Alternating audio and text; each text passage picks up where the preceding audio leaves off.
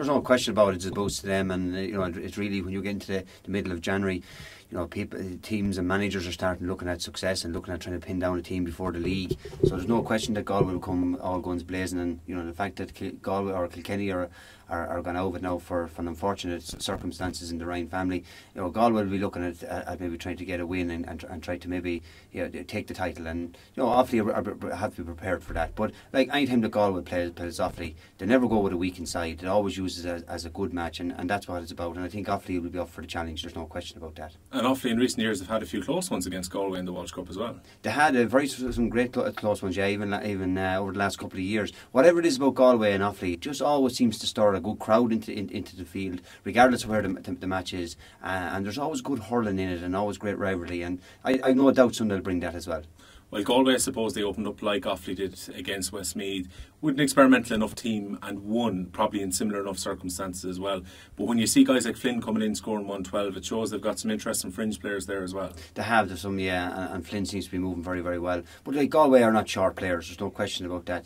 The one criticism I always have Galway is they always can have more or less the same similar type player. I suppose the one big threat I see is the likes of Jonathan Glenn, who is, from a puck-out point of view, he's able to catch nearly 90% of what comes down. We've heard news that Joe Canning, even though we're hearing he's on the sub bench, but he's back as well. So you still have him there, and he'll probably play more of a leader's role, I'd imagine, as the years go on. But there's definitely they're building a team, and they're not afraid to experiment down in Galway. And I suppose that's what they have to do, because they have to do something different if they're going to be anyway in contention in the league or even in the championship in 2015. Well, Stephen Quirke scored 2 goals the last day against Westmeath, and if he's fit and firing, because he's had his injury problems over the last year or two, he could become a key player for Offaly. I think he will, and I think Stephen Quirke, he in the Dun-21 there 2 years ago, really started off.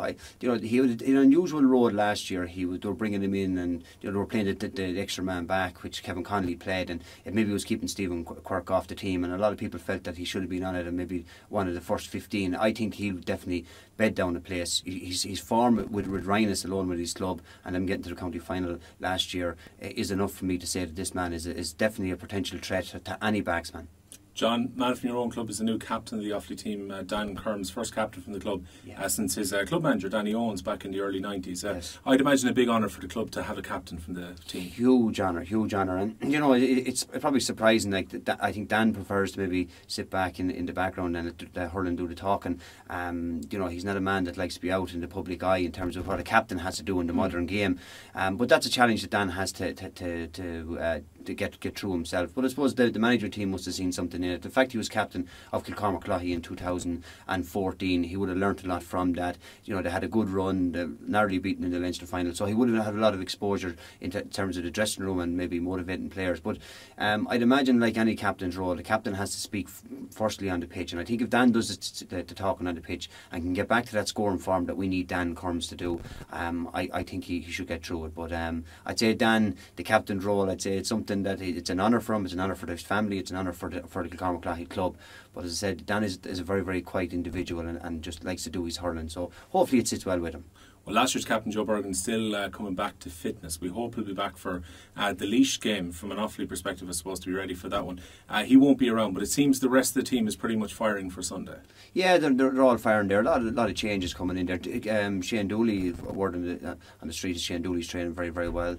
You have Paddy Murphy there, Ballinamere. There's a lot of changes there. You have Shane Kinsella there, Kinnity. So there's a lot of experimenting going on in Offaly, but a lot of good players with a bit of physical size and by all means, I know Joe is out at the moment, but training is going extremely well. There seems to be positivity coming from the camp, and that's what I'm hearing on the ground, and training well. And with Damien Fox as coming in as a hurling coach there at the moment, and various other people are involved in the strength and conditioning and the fitness. There's no question that training has lifted a peg in comparison to last year. But definitely Joe will be a big loss, but there's no question Joe's going to be back, and if Joe's back, he's definitely going to be in the first 6 forwards. Interesting to see how the preparations have been going, because talking to some of the players, I think the training's better than it was last year. Paul Boland said at the Offaly J Awards last Saturday that they're investing massive money in preparing the county teams this year, given how low things have gone. Yeah, that's right. There's a new initiative there with Athlone IT, and we had the development squads there down during the summer, the 15s and 16s, and they were given a programme. I suppose you can give anyone a programme, but the test to any programme is is how you test it after, and players are being monitored now. But I think there's a whole culture change, in particularly South Offaly and the hurling side of it, where you know, and it always has been in the north side of the county, where physical training was always an element of the game. Where in South Offaly, I think we're only getting to grips with that, and I think hurlers now realise, even at development squad level, at minor level, and I believe the under 21s are training extremely hard under the same regime with this Athlone AIT project, that players have to do a bit themselves, or not just do a bit, but do a lot more outside of training and get themselves ready for training. But definitely, without will, the programme that has been implemented by AIT, which has been monitored by AIT, is definitely working very, very well, and players are buying into it. And I think players, if there's a right setup, players will buy into it.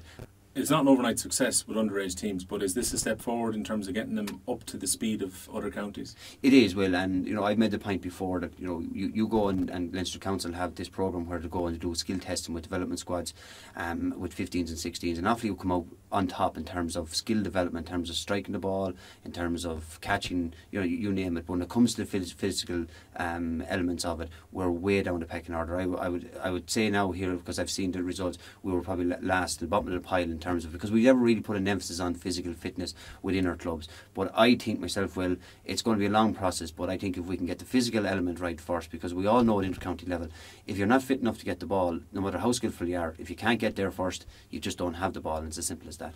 And it seems, you know, the project in Kilcormac is going to advance now as well. Again, Paul Coen said last weekend, you're looking at really a kind of €1 million complex by the time it's all completed, and he reckons it's going to be one of the best in the country when it's finished. There's no question about it, and I think that the subcommittee that are involved in there have visited numerous facilities around the country, and I suppose that's an advantage in the fact they can see what works well and what doesn't work well and what suits Offaly needs. It's going to be 4 pitches, which has been outlined. It's going to be kind of a walking track around it as well, which can be used for physical fitness as well. There's going to be the dressing rooms. But I think the one thing we needed in Offaly, and what I see the major benefit of having a facility like that is that people will start coming to the training sessions. The supporters, up to this, players hardly knew where they were going to be training from one week to the other.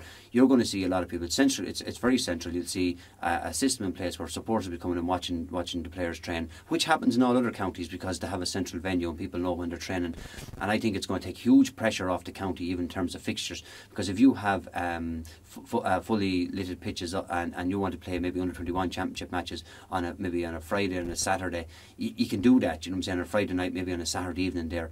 Because the one thing that we're struggling in from a hurling perspective is we have no facilities that are under lights that you could actually take the pressure off at weekends and play matches. So I can see this not alone from development point of view, maybe from development squads to minors to seniors to under 21s, hurling and football. I see it from the spectators' point of view as well, and also taking pressure off for fixtures where pitches maybe not available or evenings. Like I even see ourselves with the a county vocational school team, what we're trying to get back up and running at the moment. We're struggling to get a facility for the simple reason is at 5 o'clock it's dark, and if you're trying to get these youngsters to train, it's very, very difficult because you don't have the facilities to do so. But if you have a facility like Kilcormac, you're in there, you can switch on the lights and you can train 6, 7 o'clock in the evening, and you know that's what it's about.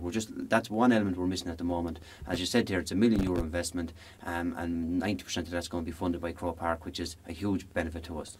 And just bringing the conversation back around to the game on Sunday, how do you see it going? I can see it tight, there's no question about it. I think Offaly are probably in more of an experimental stage than Galway. Brian has no choice but to do that. We see the likes of Rory Hanafy gone, you see Kevin Brady gone, Conor Mahon, a massive loss. He didn't retire, but is not in because he's going to be travelling. Like there's 3 central positions. You have Jerry Healing that's injured at the moment, not knowing if he's going to come back to the panel or not. You have David Kenny who's out. Like these are big physical men that have experience, and Brian has to go with experimental players. But I can see it tight. I can see a lot more hunger in Offaly game, and that's coming from maybe the step up in physical training. You know, not enough Galway are going to be the favourites going into it, but I think if Offaly can get a good competitive game and show maybe some sort of style that they're playing, some sort of pattern, and maybe bedding down maybe a couple of the positions, because we need players in key positions at this stage coming close to the league. I think it'll be a good result just to be competitive on Sunday.